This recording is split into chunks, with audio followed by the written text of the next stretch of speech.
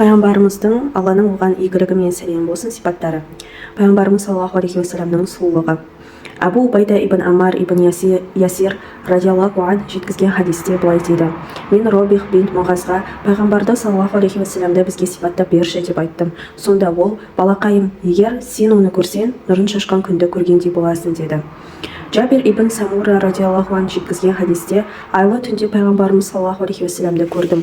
Ол үстіне қызыл шапанын киген еді. Мен оған қарап, артынша айға қарадым. Сөзсіз, ол менің көзіме айдан да сұлу болып көрінді делінген. Сахаба Бародан радиаллаху ан пайғамбарымыз саллаллаху алейхи уассаламның жүзі қылыш секілді ме деп сұрағанда, ол: жоқ, оның жүзі жарық ай секілді деп жауап берген. Абу Хурайра радиаллаху ан былай дейді: мен пайғамбарымыздан саллаллаху алейхи уассаламнан асқан сұлуды көрмедім, құдды күн оның жүзіме жүгіріп өткендей. Али ибн Абу Талиб радиаллаху ан Алла елшісін саллаллаху алейхи уассаламды былай сипаттайды: пайғамбарымыз саллаллаху алейхи уассаламның жүзі ақшыл еді, бірақ ақшылдығы қызыл түспен аралас болатын. Оның жүзінен аққан тер маржан тас секілді. Мен одан алдын да кейін де оған тең келер адам көрмедім. Пайғамбарымыз саллаллаху алейхи уассаламның дене бітімі. Али ибн Аби Талиб радиаллаху ан Алла елшісі саллаллаху алейхи уассаламның дене бітімін былай сипаттаған: пайғамбарымыз саллаллаху алейхи уассалам тым ұзын да қысқа да емес еді. Мен одан алдын да одан кейін де оған тең келер адам көрмедім. Пайғамбарымыз саллаллаху алейхи уассаламның бет әлпеті. Кааб ибн Маликтен радиаллаху ан жеткізген хадисте: пайғамбарымыз саллаллаху алейхи уассалам қуанған кезде жүзі толған айдай жарқырайтын делінген. Айша анамыздан радиаллаху анха жеткен хадисте: пайғамбарымыз саллаллаху алейхи уассаламның жүзі нұрлы еді, толған ай жарқырағандай жарқырайтын делінген. Сахаба Алиден радиаллаху ан жеткізген хадисте: Алла елшісі саллаллаху алейхи уассаламның жүзі дөңгелектен болатын делінген.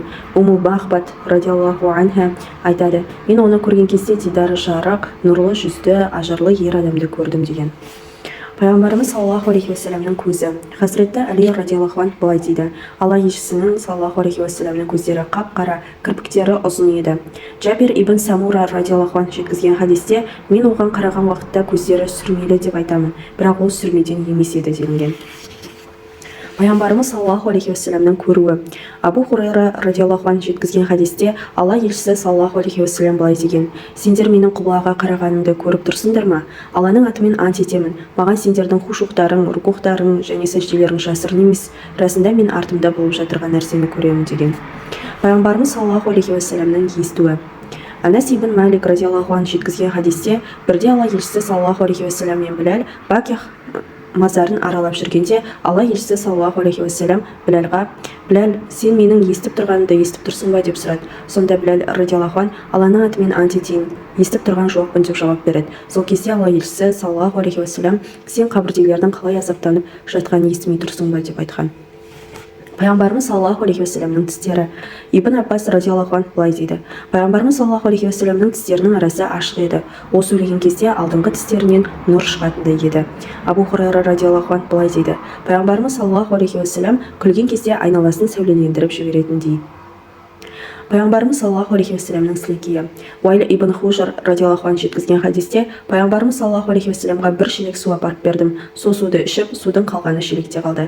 Кейін оны құдыққа төгіп жіберді. Содан соң әлгі құдықтан хош иісті әтірдің иісі шыға бастады. Пайғамбарымыз саллаллаху алейхи уассаламның басы. Али ибн Аби Талиб радиаллаху ан былай дейді: пайғамбарымыз саллаллаху алейхи уассаламның басы үлкендеу еді. Пайғамбарымыз саллаллаху алейхи уассаламның мойны. Али ибн Аби Талибтен радиаллаху ан жеткен хадисте: пайғамбарымыз саллаллаху алейхи уассаламның мойны күміс құмырадай еді делінген. Пайғамбарымыз саллаллаху алейхи уассаламның кеудесі.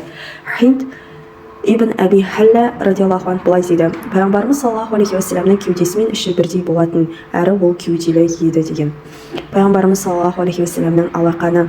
Абу Джухайфа радиаллаху ан былай дейді: пайғамбарымыз саллаллаху алейхи уассалам түскі уақытта далаға шықты. Сол кезде адамдар оның қолынан ұстап, кейін өздерінің беттерін сипады.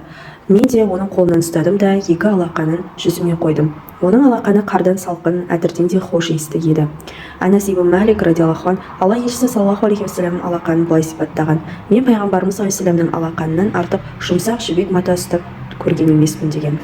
Пайғамбарымыз саллаллаху алейхи уассаламның жүрісі. Абу Хурайра радиаллаху ан жеткізген хадисте: пайғамбарымыз саллаллаху алейхи уассаламнан тез жүретін адам көрген емеспін, құдды жер оған ғана төселгендей. Біз оған ілесу үшін асығатын едік, бірақ ол бізді байқамайды делінген.